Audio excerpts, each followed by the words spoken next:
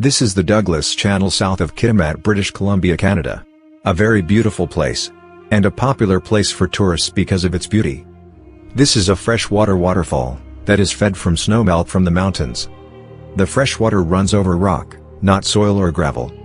The fresh water drops into salt water, so all this fresh water will go to waste. If you took an old supertanker, you could fill it with 84 million gallons of fresh water.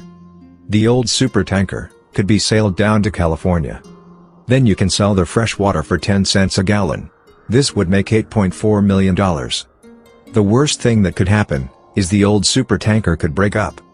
If that happens, all that would happen is a small drop of fresh water in a very large ocean.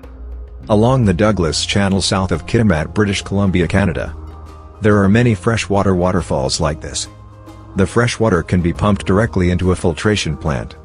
This will do a number of things. It would help California by taking the pressure off California's water supply, and extend the life of supertankers.